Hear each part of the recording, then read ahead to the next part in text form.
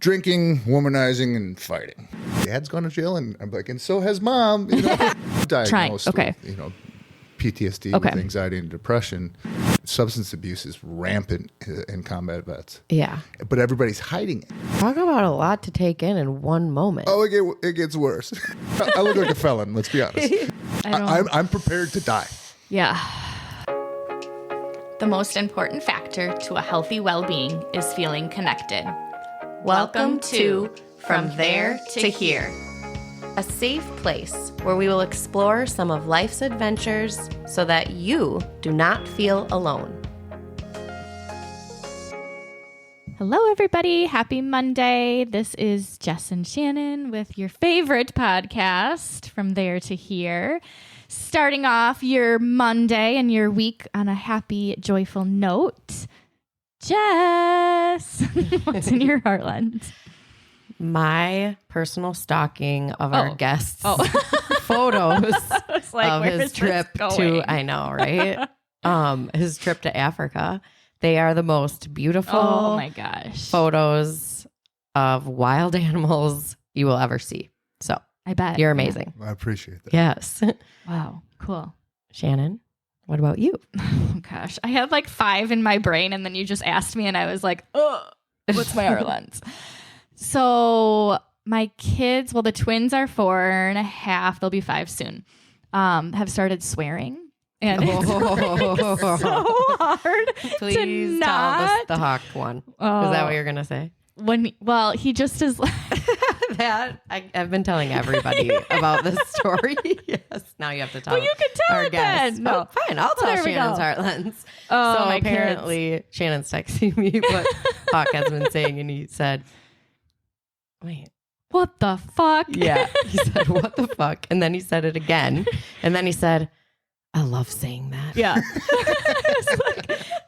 Well, she was like, is he saying it in context? And I was like, I actually don't know because he's just saying, what the fuck? And I'm like, buddy, what the fuck? Hawk. And he's just, what, mama? I just love saying that. It's not wrong. It feels good sometimes. I'm like, well, we just can't say it. Like, so now we say like, what the fish or what the fudge? Like, I'm trying to get them to say like other things because I don't know if daycare is going to appreciate what the fuck. Probably not. Probably not. So, I mean, like, we could just be driving down the road and he's in his car seat. What the fuck? And Ben looks at me like, that is your fault. This is not me. You're the swearer? I am not. Ben is swearing. Oh, okay. Yeah. Jude has said the F word one time in the same exact intonation as my husband. Oh, so you know where that was coming from, too. No, yeah. Ben will look at me like, what? What the fuck? And I'll be like, that's you. He's getting that from you. Don't look at me. I know you're surprised it's coming out of a 4.5-year-old's voice, but all your fault. Pretty entertaining. Yeah. And they'll catch him saying it too. Does your kid swear? I mean, I'm very good at if he does it, ignoring it, Yes. like acting like it didn't happen, Yes. and not give him the that's something that's going to get a rise. Totally. Yes. The one time Jude did it too, I did completely ignore him because I was like, if I give him any attention, that kid's going to be just going, fuck. Yeah. Because that's how Jess says it. Like a lot. And it's so hard to like not laugh because it's coming out of this teeny tiny voice. Yeah. Yeah. Or they'll hear him say something and Dad, that's a swear word. Dad, like calling him out now, but you just gotta love it, Yeah, sometimes. I think I'm immature too. So So it's even more funnier. yeah. All right, Ryan, what's in your heartlands? Oh, recently, my 5-year-old boy, who's all boy, Yeah. all adventure, With a sweet mullet too. He's got an awesome mullet, and he is reckless abandon.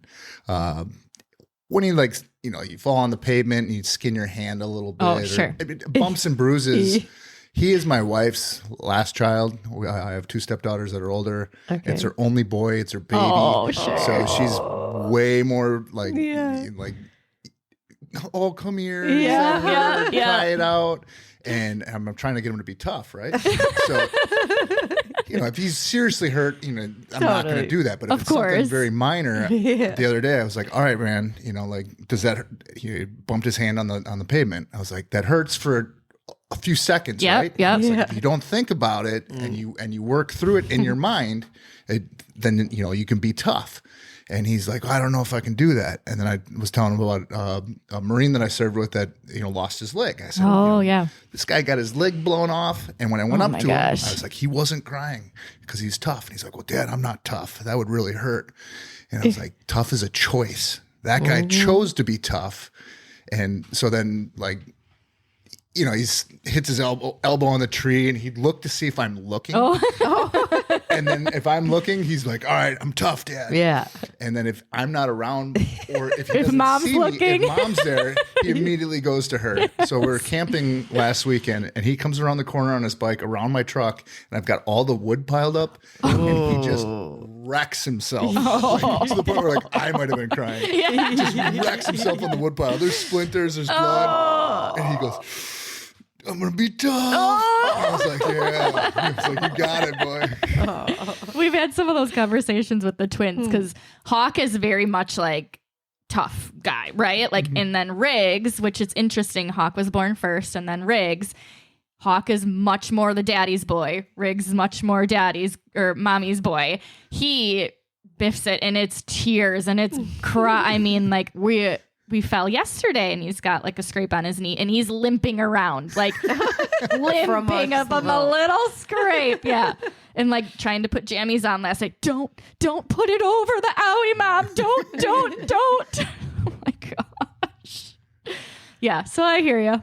I love it. Yeah. If you have a heart lens you would like to share with us, please reach out to us on our website at podcastfromtheretohere.net. And you can also find us on social media. Make sure you're following and subscribing and liking and doing all of those things that help those really lame algorithms. As you could tell, we have a guest with us here today, Buddha, or Ryan Bauduin. He is publicly known as Ryan Off the Grid. I alluded to this during our Heartland segment.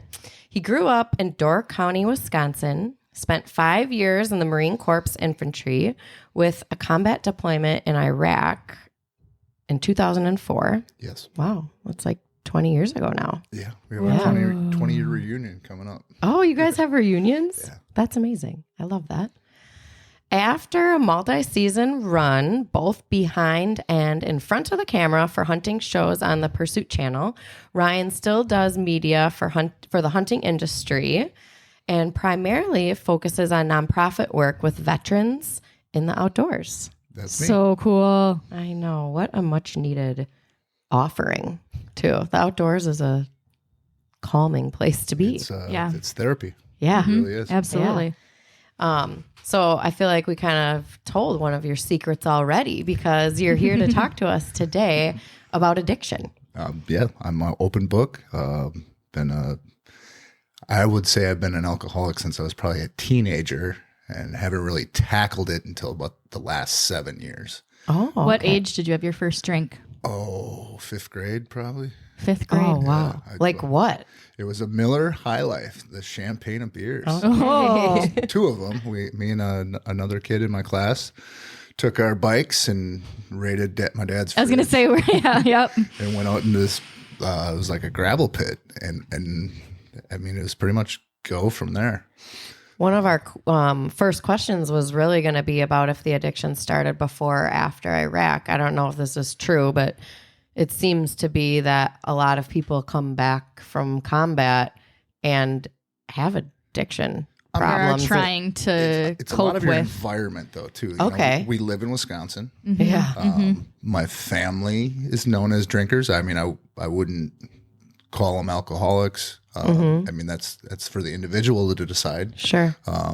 Not that people haven't had problems because of it in my family. You grew up in a small town. Yeah. I grew up in a town of 9,000 people. And then you join the Marine Corps, which is like the biggest drinking gun club, fighting club in the world. Yeah. I mean, alcohol is glorified. Really? Big time. I mean, you train hard for 2 weeks in the field, or if you're deployed, and you come back home and you just give it. And Is there alcohol there available to you? yeah, I mean, there's repercussions if you're not of age. But, Okay. I mean, it gets swept under the rug unless you do something stupid, and which Marines are pretty good at that. I mean, it's just who can go out and outdo the other guy, like who can be more, who can do the craziest stuff. Yeah. It's the mentality of, especially Marine Corps infantry, is to be machismo, bravado, and crushing beers and getting into fights is like normal. Right. So that was glorified. Then I get out of the Marines and go to college in Wisconsin. I mean, is there anything more binge drinking than No. UW schools? No. Join the rugby team. I mean, look at the culture there, and it just. I mean, Kept everything just kept spiraling. So, when I first decided I had a problem, I don't think I ever looked back and said, "Oh, this has been." This is when coming it for started, years." It was when I got a real job, and had to get up. You can miss class. Do you think you had an addiction back? I mean, probably not in 5th grade, right? But like, when did it start that I mean, I hear you saying when you got a job, but okay. I mean, I partied every second I could. I mean, I was a 4.0 student. I played 5 sports, and I mean, it was the point my parents threw an instrument at me because I was like bored. But I was always able to do what I needed to do, so it wasn't impacting my life. It wasn't a problem in terms of like impacting Functioning. your function and your daily The definition life. of an alcoholic is so. I mean, again, the person who's the alcoholic has to decide. And I love that you you're define saying that. I love that you say that the person who has the addiction needs to define it, because you can Google it and it would say somebody that has like 2 drinks a day. Well, that's most of people in Wisconsin. Yeah. So I don't agree with that, right? I mean, that's a 5th grader in a rock quarry in Wisconsin. Yes, yeah. I mean, in the rooms, in the program of AA, I mean, I think I've read it a couple times. It's a person who can no longer manage their life. Okay. So it doesn't have to be someone who drinks every night or drinks in the morning, or I mean, you could go all week, and then if Friday, Saturday, you're getting DUIs, you're going to jail, or you're ruining your relationships because you cannot handle your alcohol. That might qualify you. Yes. Yeah. Sure. Cool. You were sober Monday through Friday afternoon, but I mean, if you're driving your vehicle through the neighbor's right, house, we have a problem. Right. Yeah. Was drinking your only drug of choice, or were there other things that were impacting you as well? I think I was very experimental. Okay. Especially coming out of the Marine Corps, because you're taking drug tests all the time. But never, like it was never like, I need to get this bag of weed. Right. Like, okay. if we don't get blow tonight. Yeah. Like, okay. Sure. My whole life is. I mean, if it was there, maybe. I mean, I mean, if you ask my closest friends, if they're like, is he addicted to anything else? They'd be like, nah. Like, I mean, you can see who's just having a fun time and who, absolutely. I always tell my nephews, because I feel like it's silly to talk to teenagers and be like, don't ever drink or do drugs. Like, I would rather say, as long as you're doing what you're doing to like elevate fun that you're already having, or you're not like doing it to numb something out. And with parameters for safety for a teenager. Absolutely. I got a 14-year-old daughter. Oh boy, it's starting. Yeah. But I mean, to sit there and say like, don't ever try anything ever. We're honest with her. Yeah. My wife had issues with alcohol. Straight out of high school. I mean, she almost didn't graduate. I mean, wow. Yeah. Her father left when she was 10, and school went downhill. Sure. I mean, she gets it, and we've told her, we've told all the kids, like, yeah, dad's gone to jail, and I'm like, and so has mom. Because I think being honest with them is 100%. Yeah. Do you think Was your jail stunt because of alcohol? I've never gone to jail sober, but I've gone to jail multiple times. Yeah. Okay. Whether it's disorderly conducts or I got one DUI. Well, I was 10, 12 years ago. Never really drank and drove after that.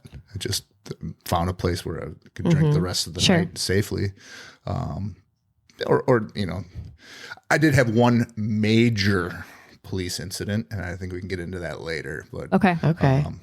because I don't want people to be like, "Oh, that happened." Well, that's called a teaser right there. So high school starting to kind of become a problem potentially. Marine Corps, though, they don't do breathalyzers, but they're doing active like drug tests. You get random. But you could wake up completely hungover and have to go save the world on a regular weeknight. When you're not deployed, everybody's drinking in the barracks, or they're out and on the town, especially weekends. I mean, it's balls to the wall. But you wake up on a Wednesday morning for PT, and so you get into formation, and you're gonna go have to run, and all you'd smell is whiskey. Everybody's sweating just emanating whiskey. I mean, we joked about it. Isn't that interesting that we drug test for all these other things, but alcohol? Go ahead and drink as much as you want as you can. Society how it treats Right. it. It's just ridiculous. I just think everyone should smoke weed instead. No one would be getting in fights. But Right. When's the last time Jamaica started a war? Right, exactly. Valid. Right. So do you feel like your deployment and then returning from that impacted your drinking? Amplified it tenfold. I really, personality-wise, broke out of my shell coming home. And became very social. Drinking, womanizing, and fighting. Okay. I had a reputation to uphold. Okay. And so, it definitely increased I worked in bars too. For almost 6-7 years of college, and was just constant nightlife. And but it still wasn't in my head an issue. And I don't think my parents or even friends saw anything different about it. Like, oh, he's works in a bar and he's in college. Did anything that like happened in Iraq amplify it at all? Like you hear about like PTSD and things like that. Yeah, I'm diagnosed with PTSD with anxiety and depression, which I don't think I addressed that at all coming home. Sure. It was diving into college. As long as I had something to like put other energy into, it didn't. If I got arrested for fighting, I wasn't like, well, PTSD had something to do with that. I'm just like, I was just drunk. Sure. It's no big deal. I definitely didn't address that until probably almost 10 to 15 years ago, when I was like, okay, this has something to do with this. I'm using substance because I have mental health issues. Yeah. Okay. Do you feel like that's common? Oh, yeah. Yeah. Substance abuse is rampant in combat vets. Yeah. But everybody's hiding it. Right. Do you feel like there's a little bit of that tough guy mentality? It's still there. That's why. They don't want your buddies that you serve with, you don't want them to see you as the guy that's having problems. Sure. Yeah. We just interviewed in episode 54 a coach that was drinking, but it wasn't like an alcohol problem. It was more, he was addressing like his anxiety disorder. And so trying to fix it with alcohol, right? Trying to give it that Band-Aid. It sounds a little bit similar, but it sounds like your drinking potentially happened earlier. I hadn't realized that all these prior things were the formation of this problem until I started trying to address my PTSD. Okay. And, when you have a mental health issue that you're self-medicating, then the self-medicating eventually becomes the problem that exacerbates everything else. Yeah. Right. It doesn't get better. Your anxiety gets worse. Gets worse. It might get better while you're intoxicated for a little while, and then you come you down have a tough from day that. at work. And this is somebody with no mental health diagnoses. Sure. I got in a fight with the boss. Crack that beer or pour that whiskey and Right. You're not fixing nothing. No. You're putting a Band-Aid on it, and it ends up becoming worse. It's scientifically proven. There's a book, Alcohol Explained. It's written from a scientific basis. Okay. But it's not written by a doctor of any. Okay. He writes it in layman's term. He's actually a British Army Iraq veteran. Okay. Fantastic book, just talking about how you're feeding your mental health problems. Sure. Yes. Yeah. When the brain goes, okay, we had that drink to because I had a good day today or I had a bad day today, and then when that dissipates, then your brain's like, oh, we want more of that. Yeah, because it was working. It was working for a little bit for those 2 hours. It was working and it felt good, so I need more. Yeah. What did it look like for you? What's that? Your addiction. Like, how often were you drinking? How much were you drinking? What was your drink of choice? Rum and Coke. Until, when I was trying to appease people that knew something was going on, then, you should just drink beer. So what does an alcoholic do? Let's get those 9% IPAs and, a little high octane. You see those memes where my wife says I can have one beer and the guy's got the gigantic mug. Yeah, Sure. yeah. That's what you do. Right. And isn't that funny? Like, I'm not really drinking because I'm drinking beer. Like, I don't have a problem. like It's not hard liquor. Right. Sure. And I remember a time with my ex brother-in-law who has passed, but he at one time was drinking. Well, I shouldn't say this part yet. I had found out he was sober, and I was like congratulating him. It was like 10 o'clock in the morning. I'm like, I'm so proud of you, like that you have gotten sober. This is really great for your life. And he's like, keep in mind, 10 o'clock in the morning, he's holding a coffee cup. He's like, yeah, there's just wine in here. Like, hello? Like, you are not sober because you're drinking wine and not vodka. But there is this mentality, isn't there, of like, beer or wine is less than. Like, it's literally still alcohol. I think 60s, 70s, maybe even 80s, everybody thought an alcoholic was the wino with the paper bag. Yeah. That's not the case. No. There's very, very successful. It doesn't discriminate. No. Right. Race, religion, creed, income don't matter. Right. Once you have it in you, once it's got its talents in, don't care who you are. Right. No. So rum and Cokes, how many were you having? I was drinking at the height of it. Yeah. If I was drinking by myself, Okay. at least a half of a 175 rum a night. Whoa. A night. That kills most people. A night. Yeah. And you're by yourself.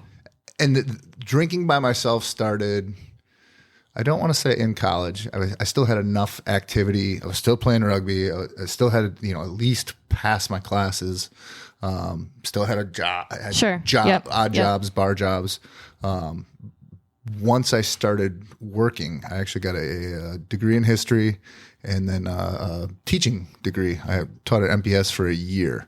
And so then I would drink. I was living in a college house, but working in the schools, and I was drinking by myself at night. Because most of the people I was living with at the time were kind of in that same transitioning period. Sure. Either they had to finish their thesis for their undergrad, but everybody's kind of moving forward in life. And they weren't drinking by themselves, but nobody said anything. It's still on me. I think they started realizing it. Like, hey, this dude, like, rolling out the house looking like Kramer through the door. Sure, sure. And once you start drinking by yourself, That's not good. kind of a telltale sign. Yeah. I still didn't think anything was a big deal. I would just, I guess you're going to be 10 minutes late today, or you're going to be hungover first period. I didn't care. Yeah. I was going to drink that night. There was no point in the original going into the world of employment where I would say to myself, like, I probably shouldn't drink tonight. I wasn't there yet. Yeah. What got you to that point? How'd you know it was a problem? Well, so in 2011, I was dating my now ex-wife, and my mother.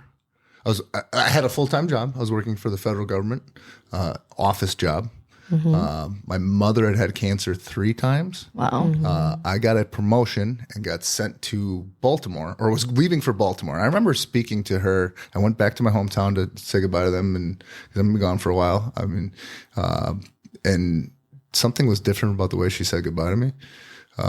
So I go up for this month-long school, and my ex, I mean, we're still dating this time. She flies in to Baltimore. We take the Greyhound in New York City, and we're actually at Ground Zero when my dad calls. And Ground Zero's kind of huge for an Iraq, Afghanistan veteran. Yeah, I'd say. I have it's like goosebumps right now. going to the Vietnam Memorial Wall when you actually see how big it is. Right. That's the only other place I've felt like this. It was just this heavy, and I'm emotional. Yeah. And my dad calls, and I'm like, Dad, I'm at Ground Zero. Like, don't really want to talk right now. And he goes, your mom's on hospice. That's I was like, Oh my.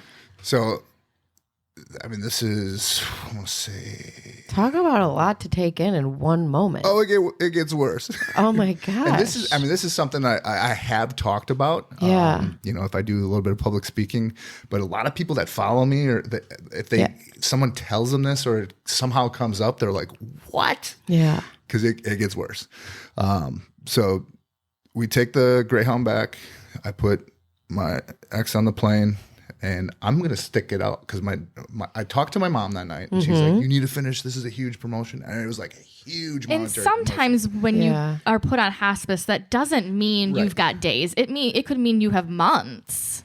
I was mentally done, though. I mean, I remember going back to the federal Your building. mom is very important to you. Oh, yeah. Yeah. I mean, that's my mama. Yeah. And I tried to go back. We had a week left. And then you take your test and then you're certified. And like, I just break down in this class, and this super cool woman, I remember her name because I'd like to, go back and tell her how awesome this was. She pulls me out of class and she's like, what is wrong? I can't even get it out. I finally get it out. And she's like, you need to go home like now. She's like, I'll pass you. You're a top student. Oh my gosh. And she went to the administration, and this being a federal job, it's full of idiots in leadership positions. They're like, well, how long did you know your mom has cancer? I about fought the dude right there. Right? Yeah. And she's like, she went to Like, bat. She's like, this is bullshit. And they put me on a plane. Well, whoever you were, lady, thank you. She's awesome. I would love to give her a big hug. So I fly into Milwaukee. I pick my dogs up. I had a yellow lab and a German short hair. Pick up, I don't want to say her name. So Yep, that's okay. fine. Your ex, right? my Yep. ex. Okay. We drive up to Sturgeon Bay, and we drop the dogs off at my mom's real good friend's farm. I want them with me, but I don't. Sure. There's a lot going on. And I call my dad, and he's like, well, pick me up my mom's in the Green Bay Hospital. He goes, pick me up at the Sturgeon Bay Hospital. And I was like, why? He's like, just come here. And he's like super off. And you didn't know he was at that hospital? No idea. So I pull into the Sturgeon Bay Hospital, and my uncle that I'm very close with is in the doorway crying. And this dude's tough. He's a bad dude. He's tough. Yeah. And I'm like, what is going on? He's like, you just got to go back there. I'm like, I'm shell shocked. Right. Yeah. Like, what is going on? And I walk into the back room. Doc comes in and diagnoses my dad with terminal brain cancer. Oh my gosh. This is all in, My gosh. I just got goosebumps everywhere. And so That's why they were at that hospital. yes, it's still like it is so surreal. Like everything's like in so slow fast motion, right now. and fast motion at the same time. I still haven't seen my mom yet, and so we have to go to the pharmacy in Sturgeon Bay and get him, comfort meds at this point. They're not even going to do chemo or anything. And I walk out of the pharmacy, and the woman that's watching my dog calls, and I fall to my knees, and I said, just bury them. And she goes, and she's hysterical. She's like, how do you know? Both those dogs got killed. Stop. What? Yeah, like nuts. Stop. For real. How did you know? All in like this- just that feeling. I just knew. And they were healthy when you Yes. Yeah, they were. I mean, I think like 18 months and a year. Oh my gosh, they were puppies. Piss and vinegar, And so I told her, I'm like, just bury the dogs. I'm like, I'm not even mad at you. Like, and I jump in the car. I tell my dad, and like, I mean, now my ex is wildly sobbing. I mean, Yes. I actually tried to put myself in my dad's shoes. Like, can you imagine what's going on in his brain? His wife's dying. He just got diagnosed.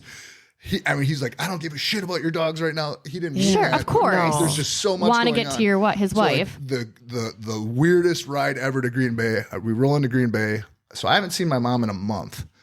And I mean, she was on hospice. I mean, she's on her way out. She's a skeleton. When I left, Oh my gosh. oh yeah, she was just, I mean, skin and bones. Oh my And gosh. the only thing she's worried about is my dogs, and am I okay? You know, like that. That was just Like a mom would just like be. a mom.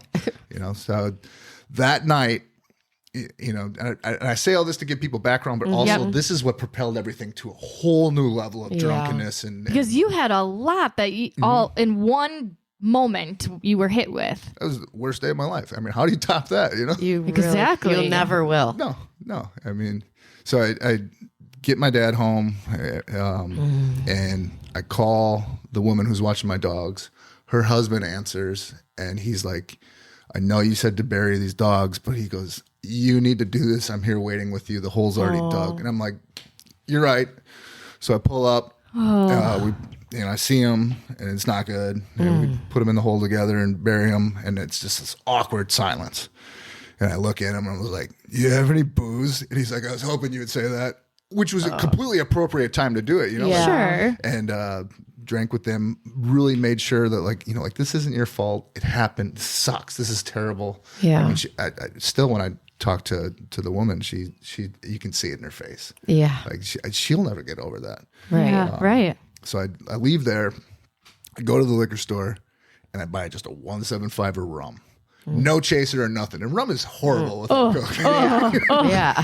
And I went into the woods, and I'm just drinking this, and I'm screaming at the sky. I'm like, you know, like cursing God. Yeah. I like to call it my Lieutenant Dan moment. You know, when You're they're mad. on the shrimp boat, and he's up in the crow's nest, and he's like, "You call this a store?" I'm like, "Is this all you got?" Like, Yeah. fuck you. Yeah. Yeah. I mean, Yeah. my relationship spiritually was dead at that point. I'm like, Yeah. how could you do this to Yep. me? This isn't Yeah. fair. And did you have a relationship with God or whatever you want to call it? I mean, I prior grew up to Catholic. that. Okay. I've always been spiritual on almost like a cosmic sense. I hate religion. Same. I went to Catholic school, K through 8. Okay. You know, like I hate it. And I'm a history major. So if you look at like the history of the Catholic religion being used in, without diving too far into that, I mean, there's the we should have you principles back to have a talk about that. we could go down a rabbit hole there. I saw Catholicism not from a spiritual sense, but from a religious sense, used as political. Yeah. Very much. And Yeah. I was just done with it. And I remember going to church and seeing people who are super pious on Sunday be complete assholes the rest Right. of the week. Yep. And I wasn't a hypocrite. So I was like, Yeah. well, I didn't even get confirmed when I was 18. That pissed my parents off. They made me go to the retreat. But I mean, I always had a deep sense of connection with a higher power. Yeah. But I mean, it was And at it's that in the moment, woods or wherever. Right. you know, that's actually what pulls me out of all this. Yeah. But I mean, my spiritual sense, my connection with God was dead at that point. I mean, Yeah. I was so angry. You're like, how could you do this to me, universe? And understandably so. Yeah. I mean, gosh, I cannot imagine. And the whole time of all this leading up, you know, mom's on hospice, dad's terminal, leading up to their deaths. They died 2 months apart in the summer of 2011. I'd run out of all my sick leave. I'd run out of all my personal leave. People that are in my little cubicle section are donating their leave, which is super awesome. I don't think I mean, I was not a model employee because I was so far gone. I couldn't do my job. I couldn't function. And I just fell off the absolute deep end with drinking. Would you? And that was in 2011. Would you say? Yes. Yeah. So after they died, I did end up marrying the ex. Yep. And complete disaster. And we talked about offline here that I have not made amends for that, and I don't know when, I don't know how, but it has to happen. Yeah. Some way, some form to tell her like, hey, we have no connection, no contact. We don't share children. Just to say, hey, like, you know, this wasn't your fault. Yeah. Like I wrecked this, but not just me, the worst form of me, the alcoholic me wrecked Right. And I wish you the best in life, and I've never held any ill will towards you. I just needed whether that's in a letter. I think you Sure. just did it. I think you did too. I think you just did it. And she might know that because I am that girl being divorced from an addict, and I have maybe we're not the same, but I have no ill. I only hope the very best for him. That wasn't him making those decisions. That was the drugs making those decisions. Yeah. And I thank him for the experiences that we had, because it made you who you are today. It did. And it made you stronger and so much stronger. And if I didn't have those experiences, I wouldn't be able to live the life that I do, with the relationship that I do with my son's parents being adopted and blah, blah, blah. But I wrote something in, there's I've got a sober app, and I feel like this applies to you. It's super cool social media for people in recovery. Yeah. And you kind of can just, fart your thoughts out into the Twitterverse. But Sure. It's only with other addicts. And I wrote something, and I said, I feel like I was drugged through all the fires. And because God knew I could handle that. It doesn't mean it didn't suck. right. Yeah. And got out so he could push me back in and pull other people out. And Yes. I think this I platform love does that. 100%. I wouldn't be talking in this microphone if it wasn't for my ex-husband. That's a big part of it. Yeah. So she might forgive you. I don't even need forgiveness. I just need her to be comfortable with it. And I don't need an answer or a reply. Sure. Yeah. Sure. And I've even I've talked with my sponsor about it, maybe writing her parents a letter and saying hey, I was, the people say that, when you're drunk, the real you comes out. No. Bullshit. No. An addict, when they're drunk, it's the worst version of them. And we all have that in us. Right. You just look at a person that doesn't abuse drugs or alcohol. When they get super drunk, they become dickheads and bitches. They do. I am not a good person on vodka. Let me just say. It's the worst version of you. Yeah. But it's the worst version of you every day when you're, An alcoholic. Yeah. So what was it? Well, actually, before we get into that, I got to hear the story. The police story. Oh, that's with my current wife, so we're not there. Oh, Okay, so get us there. Yeah. What else happened that you were just like, dude, this, looking back, that is not a good idea. That is not a good choice. I need to change this. And that is a 7, 8, 9 year process. Wow. Of failing, of hiding, of running from it, acknowledging it, but appeasing people. So you knew it, but you would just do things. I still wanted to drink. Yeah. I didn't, maybe I can go to rehab and learn how to drink responsibly. Bullshit. And it takes a long time for people to accept that. And I don't think I've got to that until within the last, 13, 14 months. Oh, well, wow. And I don't know, but is it hard to live in Wisconsin with everybody around you drinking? Now I don't care. Now not. I can go to a bar and laugh at people. I remember going to a Packer game with my wife, with another couple who doesn't drink. And we had a great time. And we're walking out and there's people vomiting. And there's people fighting. Some guy's got a skunk hat on. And I was like, do I look like that? I asked my wife. And I was like, don't answer that. She's like, yeah, you're worse. People's faces are all swollen. Yeah. Just drama fest. Yeah. And, so losing my parents June and August of 2011. Go back to work. I'm a pile of shit at work. I'm so mentally checked out that it doesn't matter. And I think everyone knew, but I think there was so much pity, even from leadership, that they're just like, maybe he's just grieving. Let that guy go in the corner. He's still grieving. Let that guy go in the corner. Sorry. October of 2011. So Wounded Warrior Regiment has nothing to do with Wounded Warrior Project, the nonprofit. Okay. Wounded Warrior Regiment is an active duty entity that deals with, let's say a guy's a double amputee. They medically temporarily discharge these people and send them back home. What if you live in Adams, Wisconsin, population whatever, and you have no one else there that relates to you? Like how many amputees are in Clam Lake, Wisconsin? Sure. Yep. How many guys have TBI, traumatic brain injury, has become something relatively new. It's basically a concussion on steroids. And I mean, I never took shrapnel, but I got hit by IEDs a lot, or I got knocked out from a mortar round. So, I mean, I'm diagnosed with that. And TBI symptoms interact with mental health symptoms. Sure. I mean, there's some different ones. So you're like sorting it all out. Right. They can't compound each they can't other? Okay. delineate where it comes from. You just have it. And, Yep. so I mean, there's guys that get, and there's different levels of trauma of the brain injury, and so there's guys that are completely whacked. Can't even remember the names of their kids. Their brains are so their bells rung so hard. So they send these guys home and they got nothing. So there's a couple Marines that are high level enlisted, maybe an officer that are in charge of connecting these guys. Okay. Checking on them, making sure they're okay. And a guy I served with, we were both sergeants together, and I think he was like a gunny at the time. Ends up being in charge of this, and so this dude is awesome. What's a gunny? Gunnery sergeant. So, Okay. I mean, pretty high up on the enlisted Okay. side. I mean, some gunnies have been in 15 to 20 years. Oh. You're not a private. You're in charge of shit. Okay.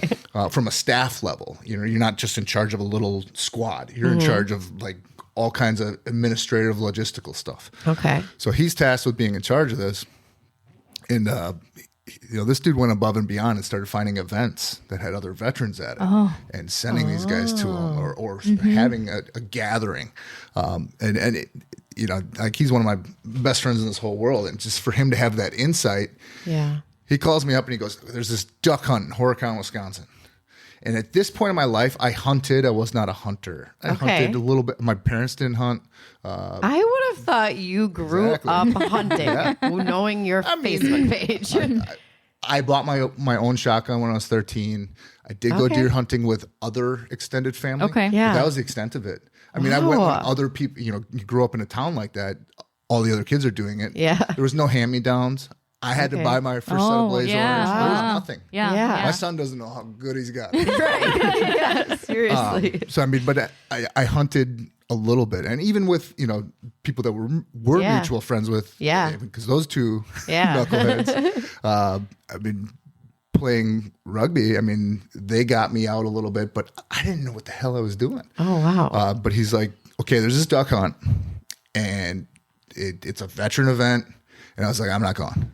He's like, well, you like hunting, right? And I was like, well, yeah, but I'm not going. He knew that I was just going to sit at home and drink myself to death. And he's like, you're going. And I agreed to it, to appease him. And I show up at this duck hunt, and there's this compound of boathouses right on the marsh. And you go down the street, and it's a pretty cool little area. And I'm the first one there. It's Saturday morning. And I don't know what I'm getting into. I barely have gear. I've got a shotgun. Sure. And this guy pops out and he's like, hey, you one of the vets? I was like, yeah. He's like, I'm Ryan. I'm like, oh, I'm Ryan too.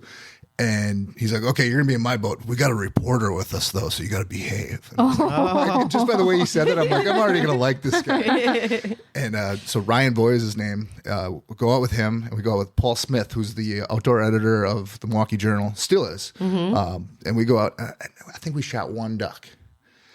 But as I'm sitting there, the sun comes up over this beautiful marsh, having good conversations with these guys. I mean, I still talk to Paul. Yeah.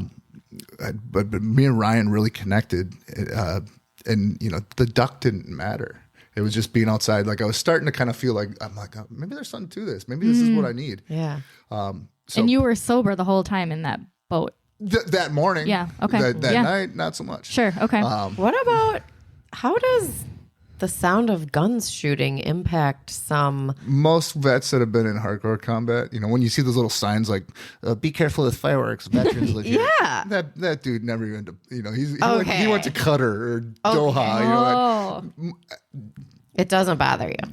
I mean, not that there isn't some guys that it might. Okay. But the vast majority was like, we love blowing shit up. We literally talked about fireworks before you got here because we were wondering about that. I mean, most combat vets that have been in action love blowing shit up. Okay. Okay. So we get back to the launch. Paul has enough to do his article, but I'm also representing the federal agency at this point as an employee. So I'm super vanilla in this boat. Ryan's like, do you want to go back out? It's small at this point. I think there was 5 guys on Saturday, 5 veterans. Ryan's like, you want to go back out for the evening hunt? I was like, yeah. And we're telling off-color jokes. And he looks at me, he's like, I thought you were like a loser because you were super quiet. I was like, well, the reporter was there. And, You told me to behave. so we're making fun of each other because we were both so like just plain Jane, and, didn't want to look stupid in the paper. He becomes almost like a father figure to me, and his wife Carrie still is very heavily active with this event. So this event, and being around other vets there too is a key part. Being able to be loose around the fire and just be with guys that understand you. This event like just absolutely catapults me into hunting to the point where like I'm buying decoys and I'm getting a gun dog and I don't know what the hell I'm doing. I'm hunting on my own. I'm failing at it, but I'm learning and like I'm so into it. I'm like reading articles. But Ryan and Carrie, just their authenticity and how much they cared. And even though I'm an adult at this point, a combat veteran adult that should have my shit together, you still have questions about, your first mortgage. My parents are gone, so I don't want to call my uncle. Like they became like that to me. And that year there was 5 to 8 guys, and I took over as the veteran liaison to the board. Yeah. In the last 10 years, we've had 85 guys over the course of the weekend. I mean, this thing's huge. I think it's the largest multiplied veteran hunting event in the country. Wow. So, I mean, kudos to you. Pulled me out of kudos to them. Everybody that's involved. I told them, I was like, how many people you want next year? They're like 15. I brought them 20. And then we just kept building and building and building. We cap it now at 85. And it's its own animal. It's so cool watching people get out there and interact with each other on the fire. And so that kind of sent me on my path into the hunting world. Okay. By, I want to say, April of 2012. I had quit my job because ducks were flying north. You can't hunt them in spring. Okay. But the males are all plumed out. Their feathers get all iridescent and beautiful. Yeah. And I'm taking pictures of ducks with this stupid little Casio point and shoot, like has its own like internal zoom lens that I actually had in Iraq with me, and posting them on Facebook. And people are like, your stuff's pretty good. So on a whim, I was done. You just quit your job and a federal job with good benefits. 7 years in Marine Corps time, 7 years at the feds. Like my brother called me. He's like, "What are you doing?" He's like, "You're an idiot." Yeah. I was like, "I'll figure it out." He's like, "You don't even know how to." I was like, "I'll figure it out." Yeah. I had no plan, absolutely no plan. I just knew I liked taking pictures of ducks. That spring, I had booked a turkey hunt in Texas. And the guy called me on my way down. He's like, "You bring your camera?" I was like, "Yeah." He's like, "Good, because I just got picked up by Pursuit Channel. I need somebody that can film." What? Oh, that's a God wink right there. Like, yes. He's like, "How long can you stay?" I was like, "Well, I quit my job so I can stay as long as I want." Oh my gosh, stop it. Yep. And we started filming content, sending it. They were vying for a show. There was a Pursuit Channel that put out a blurb. They wanted teams of people that were kind of scattered throughout the country to film their stuff unedited, send it in, and then they would create this competition style where the team that won gets a free season. Well, that sounds so easy. You don't have to edit anything. I mean, I prefer to because then I can make myself look cool. Right, exactly. But I have no experience at this point. Right. I'm just like hitting record. Yes. I did have some people that were in my life that were videographers, and I mean, I'm sure they were sick of the phone ringing at 3 in the morning. Like, how does this work? I tell people I went to YouTube college. I just went online and started teaching myself stuff. We are at YouTube college right now. Exactly. It's amazing. The amount of tutorials and stuff that are out there, people that are sharing their knowledge and their experience. So then when you are the cameraman, especially because he's not paying me, not that I was worth any money at that point, And when I started getting further into the hunting industry, if someone's coming to film and I can't pay them, I make sure they get to hunt too and they get taken care of. So he sets the camera up and films me, and they send all the footage in, and the producers at Pursuit Channel are like, who's this tatted, bearded, muscly guy who somehow is articulate? You know, like they're like, because when you look at me, I look like that doesn't go together. I look like a felon. Let's be honest. Kind of. I was over here like, I don't think so. I mean, just I grew the up way- with hunters though, so I did if not. I You walk look like into a felon to me. If I walk She into grew a up grocery with store, the felons, secret so- shopper follows me. just kidding. I mean, so they were just like intrigued, and we win the damn show. Wow. And then the rest is kind of history from that point. You know, we did end up doing 3-4 seasons. I was on other shows, started learning how to produce, started learning how to edit, started doing my own stuff. Were you drinking that whole entire time? Yeah. Oh, yeah. Hard. Yes. Wow. Got married. Like, Yep. Stupidly. You know, but I mean, I don't take that back. I learned a lot from that. And so as I'm gallivanting across the country, just setting up. Getting paid now. No, not at this point. Okay. Not at this point. I was getting in where I could fit in. There's people I worked with that now I look back and I'm like, "Eee," like they're shady, and Okay. learning the industry Yeah. from a film side and from a hunting and outfitting and guiding side. But what I was doing is I was building my social media following. Yeah. Sure. And Yeah. Your when I network got of tired people. with the TV side of things, I mean, there was some inner office, for lack of a better term, politics there that I was getting tired of some people that weren't pulling their weight, or they were, I mean, just basically sucking the life out of something. One day I was like, you know what? I have all the people I need throughout this country. Why don't I start doing veteran hunts? Yeah. And so that's how That's how this the started. nonprofit was born. But Wow. so in that period, I did go to rehab for the first time. Okay. I was traveling around so much. Were you like go to rehab, stay there, sleep there? It was rehab? inpatient. 30 For how days, long? 30 days. in Colorado. Why would you even do that if you didn't think you had a problem? At this point, I knew, even though like the outdoors is healing me, Okay. it became such a fast paced lifestyle. Like well, let's go to Texas. Let's go to Florida. And So nobody was in your ear being like, you have a problem. my wife at the time, big time. Okay. My siblings. Okay. Her parents didn't so much say it, but I mean, you could see You it. knew it. I mean, the level of drinking that I was doing while still in the office job, still kind of dealing with my parents, still dealing with PTSD, didn't stop. Okay. And at that point, it's chemical. At that point, it's just become the way I am. I'm still not, and I'm not screwing up from a filming standpoint, Sure. but I'm definitely the last guy up at camp. I'm the hardest Okay. partier. But there's a lot of guides and outfitters that are in their early 20s, so it just kind of fit. Okay. I'm just the mid-30s guy that's still rocking it. What do know? you think of the term functioning alcoholic? Oh yeah, I mean it happens. I mean Okay. at that point I was functioning, Okay. highly functioning. Yeah. I mean, Clearly run doing on very empty. well. Right.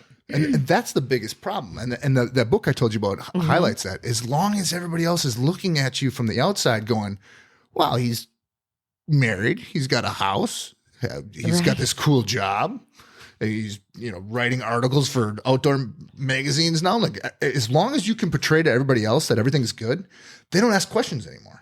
Oh. They're like, okay, he's good. But Yeah. inside you're fucked. Yeah.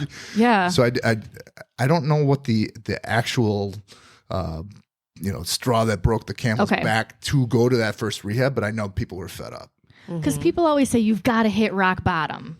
I wasn't even close, Okay. but I mean, from a personal rock bottom. But my relationship is strained. My marriage is strained. Yeah. I've already left a high-paying job. Sure. My siblings are tired of it, and at this point too, like there's so much stuff to do with all our parents, their house, their possessions. There's arguing going on because I was like, we're never going to argue over money. And I don't think we were arguing over money. I think we were arguing over stress and how much shit had to be done. And I mean, I'm definitely by definition an alcoholic and just raging in my own addiction, but I'm not accepting it yet. I know it's true, but I'm not accepting it. And so I think there's a difference between acknowledging and accepting for sure. So I went to an inpatient rehab. It was 30 days in Colorado. The whole time I'm there, I'm like, I'm just going to learn how to drink normal. I'm not listening. Sure. That's like not what they're teaching you there, right? Okay, just making sure. But I'm different, right? Oh, sure, right. But that's such an alcoholic thing to do. There's people in there this is their fourth one. Right. I mean, there's people in there that were dealing with opiate, like heroin. And, I mean, there's so many different, drug of choices in there, but a drug is a drug is a drug. Sure. And an addiction is addiction. It just affects you differently based on what drug it is. The end thing that happens with all addiction is sobriety, death, or prison. Yeah. But I'm not there yet. I'm like, I'm different. I'm special. I'm Ryan. I'm cool. I mean, my ego is just rampant at this point. And I really, truly believed that I was going to come out of there and, drink normal. Yeah. And whatever that means, right? And I hid that for a long time. Obviously, the woman I was married to knew what was going on. I hid it from my siblings. But eventually, somebody's going to see you with a beer in your hand or a drink in your hand. And at that point, they're like, oh, I guess he's drinking again. No one really, you don't know how to, like, am I going to poke the bear? People kind of give you your space. I mean, so did you stop drinking after rehab? For 2 weeks. Okay. I mean, so. And then you just were drinking 4 weeks. beer? Well, I mean, it starts that way. Okay. The farther you get into alcoholism, I don't have any experience with addiction in the drugs. Mm-hmm. The faster you go back to where you were, and my last slip is complete evidence of that. I mean, I went 1 day short of 9 months. Yeah. As soon as that liquor hit my lips, I was off to the races doing dumb shit and just jumped. I mean, as fast as I could put it down. Yeah. I mean, so the farther you get into your alcohol addiction, when you do go back out, is what they say in the rooms. When you go back out, you go very rapidly to where you were. You don't go like, oh, I'm going to have 2 beers tonight and sit around the fire with my kids and watch America's Got Talent. You don't. You may do that the first night. The second night, you're full speed. Yeah. But you'll justify it because the first night I had it under control. Right. Yeah. It's that darn brain. It's scary. It's scary. It really is. I mean, so 2 weeks out of rehab, I was drinking already. I wanted to buy alcohol. In my head, I wanted to buy alcohol when she picked me up. She rented a car. She flew into Denver, picked me up. I wanted to buy alcohol at the hotel the first night. I didn't say anything to her, but that's how where I was. She wanted it. Yeah. So then right back down the rabbit hole, and I mean, full speed addiction. Slowly, people start figuring it out. Nobody really says anything. People are writing me off. Like, not taking you seriously. No, they're just tired of it. Okay. So they'd rather not, dealing with somebody else close to me right now, who's heavy into it. Talking to a mutual friend, I said, "Have you talked to so and so?" And he said, "Yeah." And I was like, "Did you ask him if is he okay?" And he goes, "I'm done asking him questions because I'm done being lied to." I mean, your addiction, you're a liar. You're a liar. You're lying to protect your addiction. Yep. That's what they do, right? Yeah, we interviewed episode 18. Her name was Missy. She overcame a 20-year heroin addiction, but a lot of it is like the same story. I go to rehab, it doesn't work, and now I'm going to do just as much as I was doing before very quickly. And lots of her family members wrote her off, and they're still, and they love you still, but they don't choose trust. to love you from afar because they're done being hurt and they're done being lied to. Yeah. And I mean, that's something I have to address. I kind of did after my last slip with my siblings. They were the first 2 people I called to own it. And, this was not long ago, right? This was like 40 days ago. Yeah. 40 days ago? Yeah. I have to look. Yeah, okay. I mean, I've got a counter, but, I know where I'm at. I don't need to be like, it's been 1 month. Right. Give me my coin. I don't care. Give me my coin. So you called them. I got up in the morning. I mean, I was bawling when I called them. Oh. And I just said, I want to face this. I don't want to hide. I don't want to run anymore. I want to be honest with you. I want to be transparent. I drank last night. It wasn't good, but I don't want to lie to you anymore. And I think they respected me a hell of a lot more for doing that. Oh, yeah.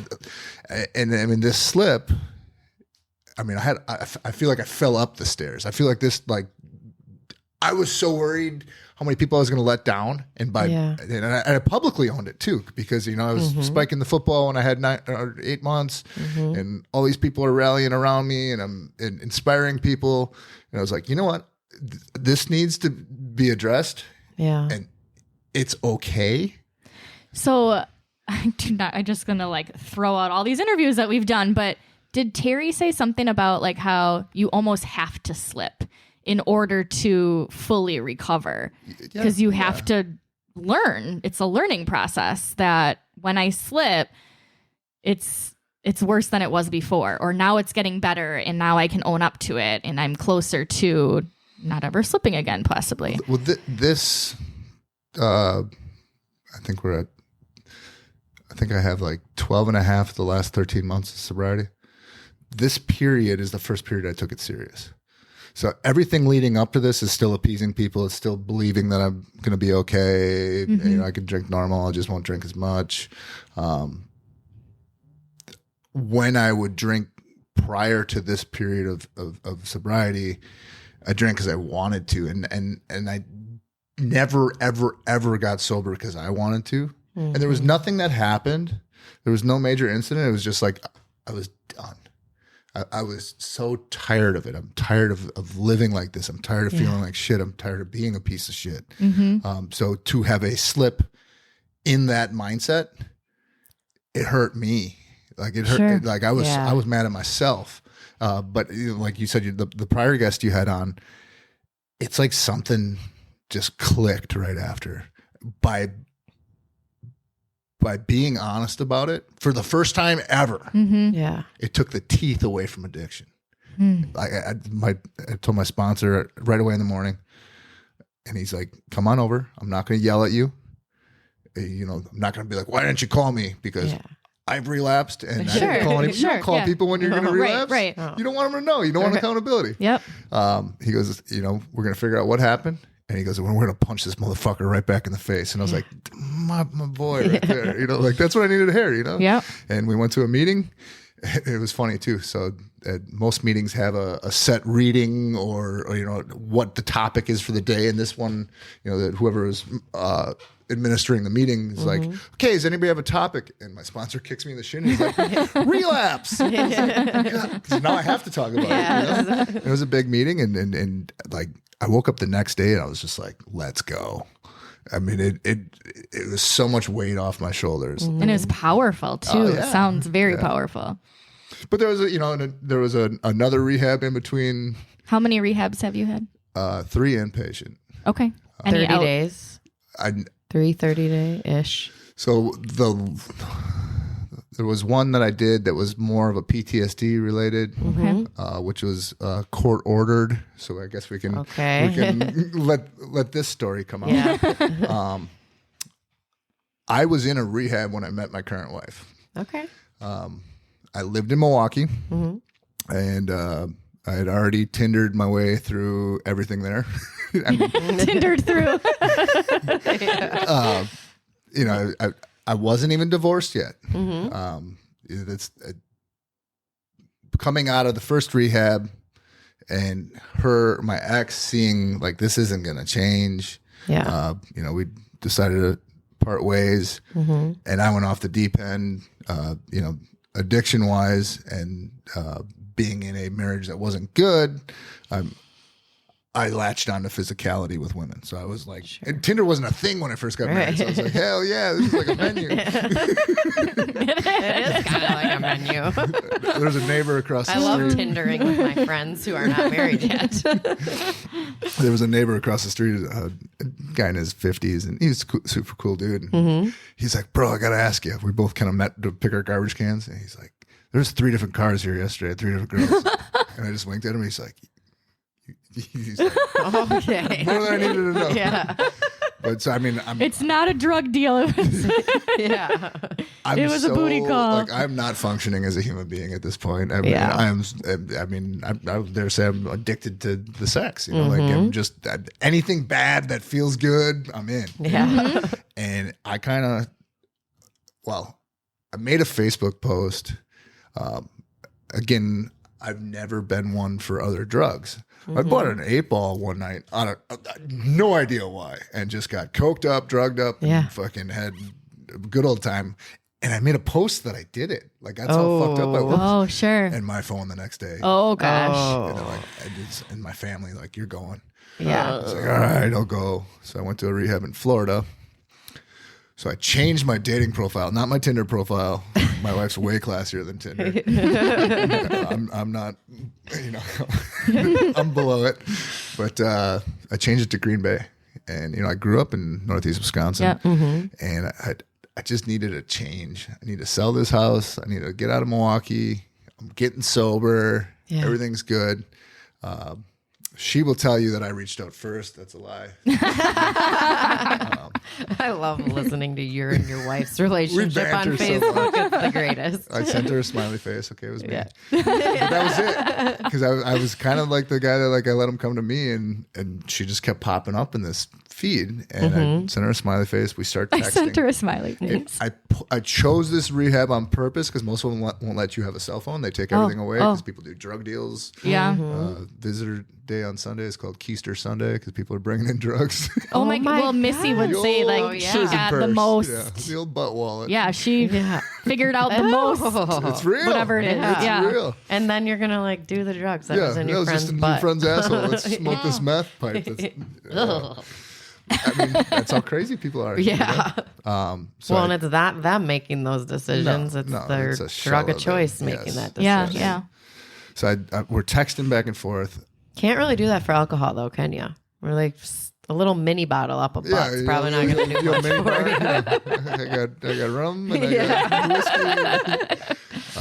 So we're texting, and it was unbelievable. It was like this crazy amount of just like connection, even via text. Like I knew something was different. I had an affair kind of to end my first marriage. And ignored every red flag about that woman because she had the two things I wasn't getting. I was getting intellectual connection and I was getting physical connection. Turns out, she was, I don't even want to go into how crazy she was. Beautiful woman, head turner, and just like major fucked up shit going on elsewhere. So as I'm texting my future wife, I have these walls up going like, okay, don't be the first. Don't fall in love with the first one, you idiot. That's what you're. Be careful. And aren't you supposed to not be doing this while you're? As you can tell, I don't follow the program. I'm different. I'm about. So I had these cautions, but everything was so right, and we would go back to this. It wasn't a halfway house. It was the lodging for this facility was not on the grounds of where we took our classes. So you have a addict that's well into recovery, years of recovery, that works in recovery, which is super common. That's like the den dad. Make sure these guys don't. You're there willingly. So if you go bust out and go drink or do drugs, that's on you. Bye, you're out. The people that are there at that point are serious. But I go out, and there was like a lights out time. I told him, I said, I'm going to call this girl and something's different. And I went out on the porch over this little lake, and I was out there for like 4 hours. Oh, wow. And this dude was like so cool. He's like, he just let me, Yeah.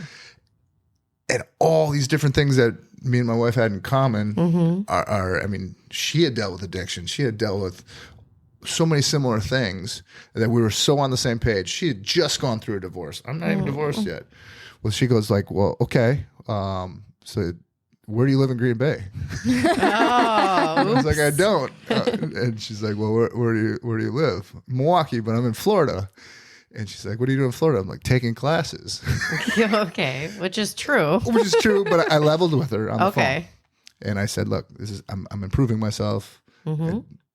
I know that's a major red flag. Sure. Give me a chance. And I come back inside after talking to her for 4 or 5 hours, and RJ, the den dad, is like, "You're gonna marry that chick." Oh. And I was like, "I know." I'm not ready. I'm not even divorced. That's right. I met my current husband when I wasn't officially divorced yet either. Hey, I mean, sometimes it's And I right. met my current husband when he was not divorced yet. Sometimes you just don't All know these how past it's and gonna go. experiences lead you to where you need to be, though. Exactly. Like, the cliche, everything happens for a reason, but Yeah. it does. I call them God winks. When God just, I like that. God winks. All right, God you know, winks. like you can see, like this was divine intervention. Yeah.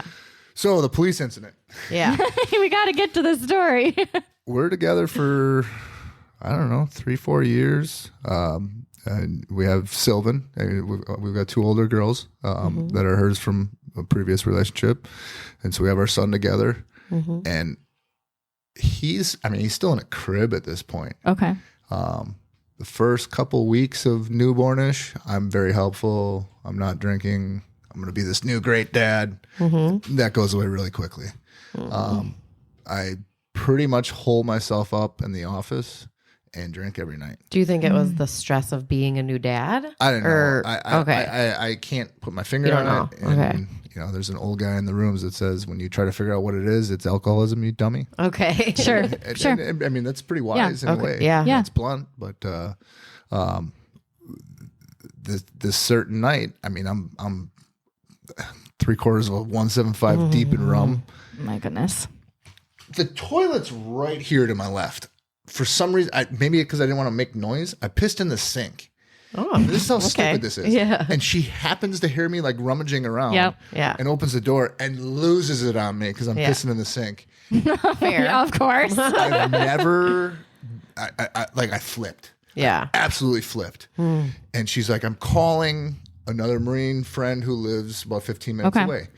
He's going through the divorce at this time. But he had his daughters alone. If he hadn't had that, he probably would have come and grabbed me and been Sure. like, "Hey, dickhead, get in the truck." Yeah.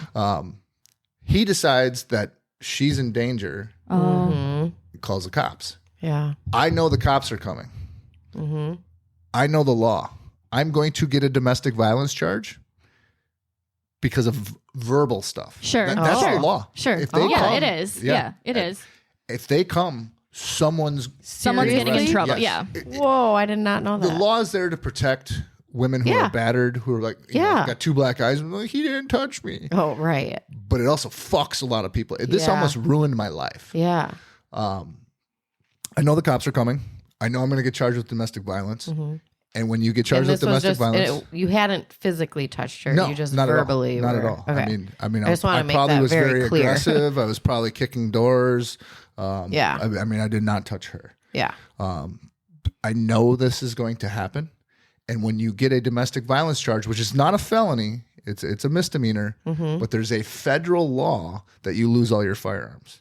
Why do you take this guy that's in a hunting industry, Oh, who's yes. slept with grenades as a pillow, who's had I mean, that's your identity as a veteran has a lot to do with firearms and self-defense. And I flip out. Yeah. And, you know, I'm not proud of this, but it is what happened, and I'm just going to own it. I grab an AK-47. I slap a 75-round drum. I've got pistols, shotguns. Oh my gosh, you look like a real crazy person on now. Like, Yeah. I'm on the A landing scary person. to the front door, and if they're going to come take my guns, I'm going to kill every single one Oh of them. gosh. Oh, Because that's the geez. mindset you're in Yes. too. yeah. You will not take my guns. So she's holed up. She had gone. She's got the My baby in son, the crib. no, he's in his room. This Okay. is key to the story too. She took the 2 girls and is locked up in a closet in a room that's already locked, and I'm ready to go to war. And like You literally think you're in war. yes, Yeah. I mean, and you know, I know they've got a guy in the back. I know that they've got Overwatch positions.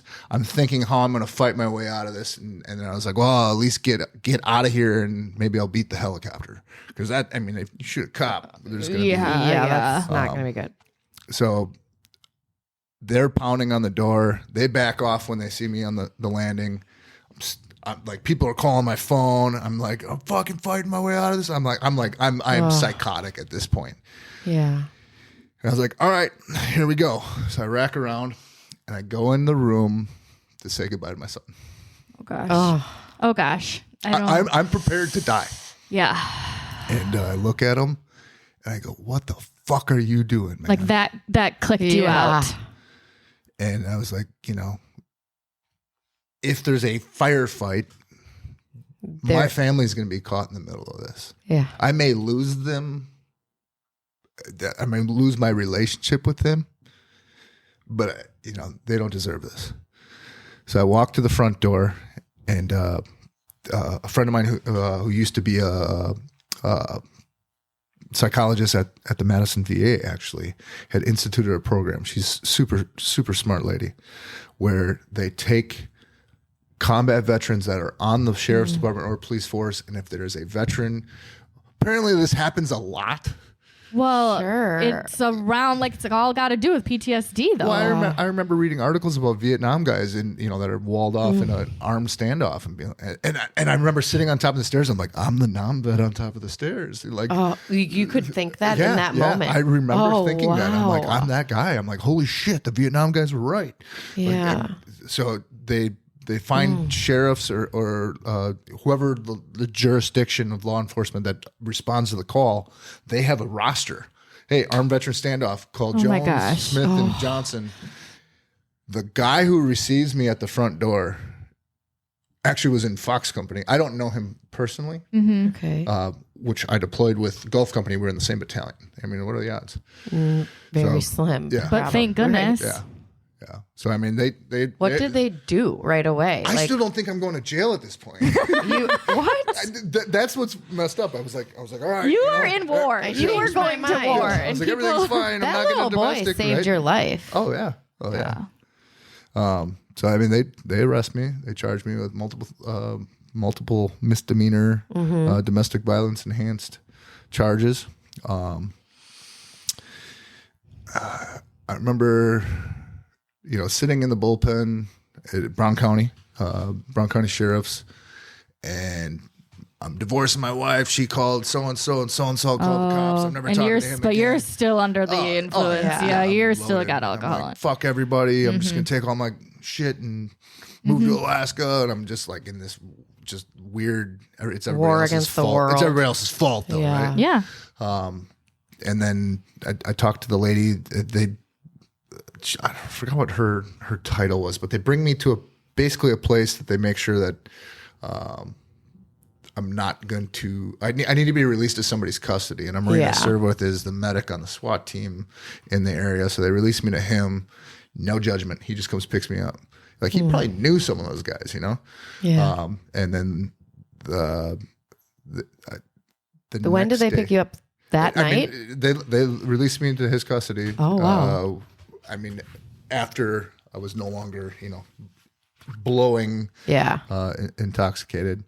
4 or 5 guys I served with show up the next day, and they put me in detox in Madison, and get out, and went to an intensive outpatient. I don't need a rehab at this point, even though my life is in complete turmoil. I already know the information. Sure. But I need to do something. So I did I think it was like a 9-week intensive outpatient 3 times a week. So you weren't in jail. Like, how long did you stay in jail? They You I mean, I didn't? was still charged. Okay. I still have to go to court. They did push it into veterans court. I was which is a wondering that. lifesaver. Okay. Yeah, I was wondering that. So I got 9 months of probation. Did you get to keep your guns?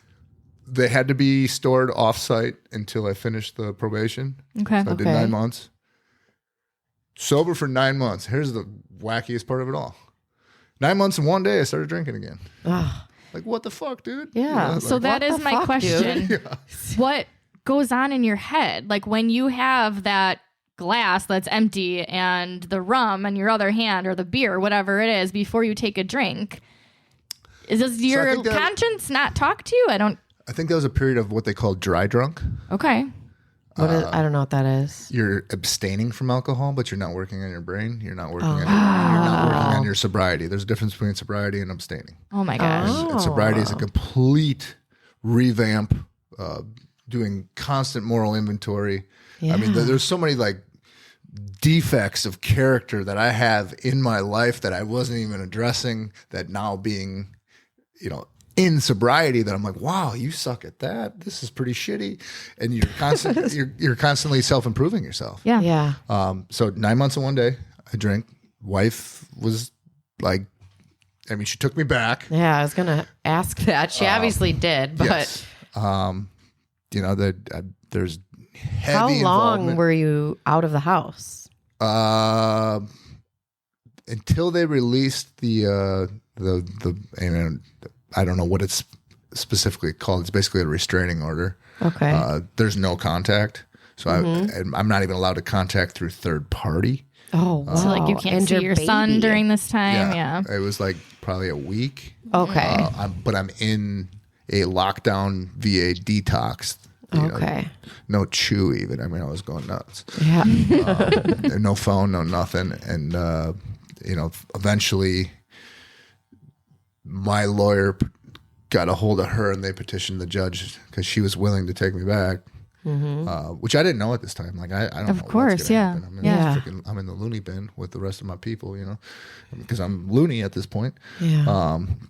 And they released that order, went back home, and you know, with the full intentions of never drinking again until And you towards the didn't end, because I until- was dry drunk in it. I wasn't, you know, I would still look at people that were drinking it while camping and be like, God, I wish I could do that. Yeah. I'd still look at people at a bar and be like, I wish I could do that. And you know, the difference now is you have fleeting thoughts. Like every once in a while, I'll be like, well, nobody would know today. But then, you're equipped You would now. know. Yeah. Do you and think, now like- I would be disappointed? I wouldn't have been disappointed at that point. Like today, sitting here right now, are you dry drunking it? No, not at all. No. So that's the difference. Yes. Just being serious about it. Yeah. I couldn't wait to drink. After like the initial shock of that happened had worn off, my brain was already pushing me back that direction because I wasn't working on myself. I wasn't working on my mental health at all. Yeah. I wasn't improving myself as a human being. Right. Right. Was that the incident? Like, what incident caused you to? This period? Yeah. So So nature has helped. yes. You know, I had all these people that I'm helping in my nonprofit, all these vets I'm taking out and showing and giving them a tool. And I'm kind of not working on myself. Still, I mean, there's no incidents. Okay. We're kind of just, we're sliding through life. My wife is not happy with my drinking. She's kind of tolerating it. You know, my siblings aren't really talking to me because they know what's going on. The elephant's in the room at every family function, Yeah. but nobody's like, well, he's going to do what he's going to do. Yeah. Even though all this had happened. Would it even been helpful if your family was like, "Hey, you little fucker, you need to stop it"? Like, with a whiskey in their hand. That was the yeah, problem. yeah. Sure. So Would that feel helpful to you if they no, didn't have a? no, Okay. No, you almost got to let people come to their own. Yeah. You got to let them That's know what that I you're. felt like, but you I can feel the body language. You can. Okay. You got to let them know, like, yeah, this isn't okay, but you're not going to be You're able to not- change you're it. not going to do it until You're not them, so you're not Yeah. going to make them change. and That's such a hard one when you love someone Yes. that's an addict. you can't. You know, the beatings will continue until morale improves. That's not how it works. you know? No. That the person that is dealing with it, it's their addiction, it's Yeah. their choice, and a lot of people never come out of it. So that Yeah. and a lot of people, you know, look how long it took me and how many rehabs and outpatients and detoxes and Holding AK-47s in Yeah. front of your house. yeah. Yeah. And that wasn't rock bottom, Right. And you asked about rock bottom before. That should be everyone's rock bottom. That incident, Yeah. it wasn't. What But was? everybody's rock bottom is My different. rock bottom was super simple. What? I drove through the night to help another person in my industry with their issue, get them into a rehab, and I was like, "Who the fuck am I? If I'm, you know, I'm drinking. yeah." And I kind of looked at my life, and I was like, you know, I am just like absolutely going through the motions. I'm not happy. I'm not happy with my body. I'm not happy with my marriage. I'm not happy. I'm not happy with the way I'm parenting. And it, you know, so that's kind of weighing on me. And we went to this stupid dinosaur thing at the Green Bay Resh Center. Okay. And it's like one of those things where you wait in line to wait in line. Oh yeah. And we're there because my son is. AKA I despise Disney. waiting in line. It's Disney. You love Disney. I'm just in this like stupor, and I'm just miserable. I'm miserable around other people. I want to kill everyone in that line. You know, like. And I looked at my wife. Oh, we're waiting in line again after we get in for this ride. And I said, I'm gonna go get some food. And I came back. And the guy who had picked me up from jail had done 75 hard. Oh, yeah. And I said, I'm doing 75 hard. And she goes, no, you're not doing 75 hard. You can't give up alcohol for 75 days. And I said, I'm fucking doing it. I need to do something. Yeah. So I did 75 hard and crushed it. I knew still that I was going to do 75 hard and I was going to drink on the 76th Oh my day. gosh. Yeah. But something happened to me mental discipline wise, the way I was feeling. I was operating on a physical and mental level. I didn't have the spiritual aspect back yet. Something happened to me over those 75 days. I had booked a vacation, not quite a vacation. I went to do a photography tour of all the national parks in Arizona. And I actually slipped into Zion. I'm drinking this whole trip. It was a 12-day trip. So 76 day, 12 straight days. The last day, I went to Sedona, and I climbed Cathedral Rock. That is a magical place, is it Super not? magical, yeah. So I don't know what the actual specs on it are, but I think it rises like 600 feet and like a quarter mile. I mean, it's like sheer rock. It's not a nice path. So I climb up there to watch the sunrise or the sunset, and I'm watching the sunset. And I had been to AA. Yeah. I would go again to appease people, but I'd been in rehab, so the sayings and the stuff that keep beating in your head are there. Mm-hmm. And I said, God, relieve me of the obsession. Take this away from me. What a beautiful place to do that. And it was gone. Yep. It was like, They have really powerful vortexes in Sedona.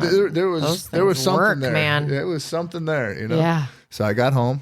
I started 75 hard again, and I walked into the AA in Green Bay and did 90 meetings in 90 days, which they had said after every rehab I left, and I did one meeting in 90 days. And like it just started sticking. Yeah. And keep coming back. No shit. You keep coming back, you're going to stay sober, idiot. You know? And Why do they call it 75 hard? 75 days, 2 workouts a day, 45 minutes each. One has to be outside. Diet that fits your body goals. Gallon of water. 10 pages of self-improvement reading. Why is there 70? Why is it 75? Because it takes, I think they say it takes 60 days to form a habit. I thought it was 21 days to form a habit, but I couldn't do 75 hard for 21 days, I don't think. I mean, it was that impactful. That, something changed in me. Wow. It lit this fire. I'm doing it right now. I'm doing it my third one. What day are you on? I think 13. Okay. Yeah. Nice. And it's like, it's nothing now. Like, I don't even think about it. It's just how you live. I just have to click the checklist. I'm like, I worked out twice already. Yeah. Wow, Yeah, that's it's become cool. a lifestyle. Yeah. And don't get me wrong, my wife has to make sacrifices for me to do that. She has to pick up the slack. But Yeah. Sure. do you want sober me or do you want? You're married Yeah. to a saint. Oh, she's awesome. Yeah. Well, and And I heard she's you say beautiful. If she's listening, she won't listen to this. yes, she will. She's like, I know that I might make her story. do that. Well, I heard you say something about like it's a lifestyle, and I think that too. Like it's a mindset, but it's also a lifestyle. Like you're not gonna go to the liquor store anymore and get your rum. No, I mean, the major changes people see from everybody. I mean, there's a lot. This is a huge like. I don't want to call it a trend because there's no substitutions, there's no exceptions, there's no modifications. You're either because multiple people have reached out and like, well, I'm going to do like this part of it. I'm like, No. That's don't not talk to doing me. it. Yeah. I don't even want to hear it. Yeah. You jump in, do it the way it's designed, and yeah, I mean, I was shredding up. I mean, I was already lifting, but I mean, I hadn't cardioed. I hadn't read a book in like 10 years. I didn't even realize that. I just was wasting my time in life. Sure. And now I just read like crazy. I'm like, I don't even check to see that I made 10 pages. I just know how long to read. What's your favorite book that you've read? Oh boy.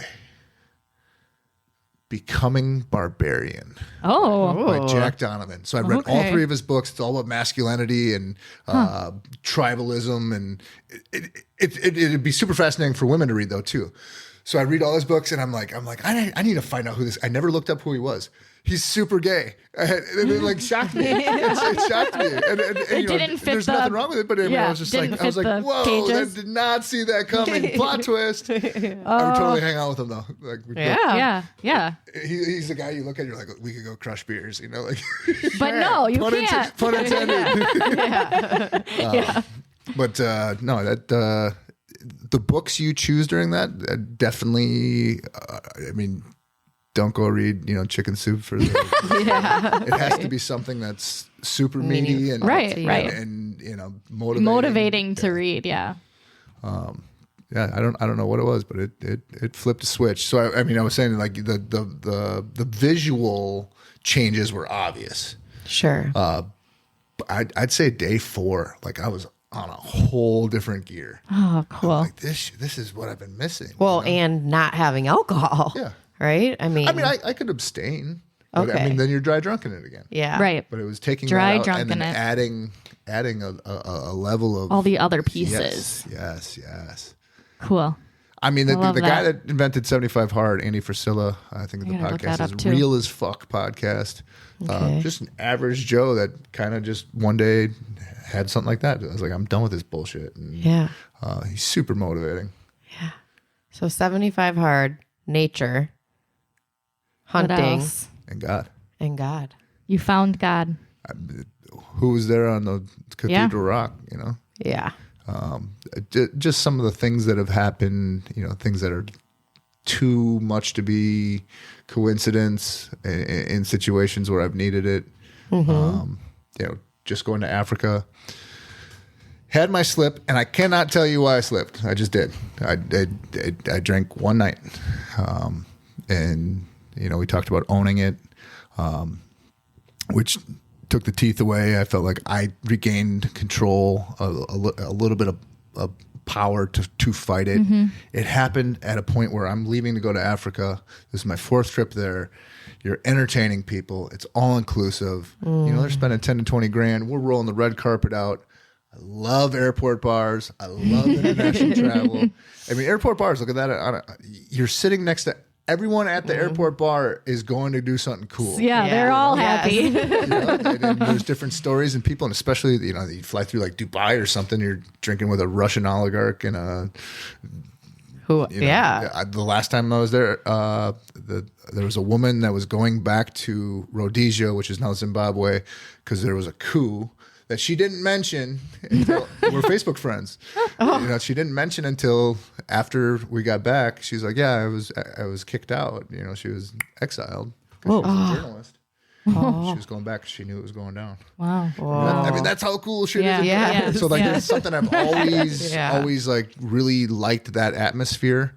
And you know, entertaining clients.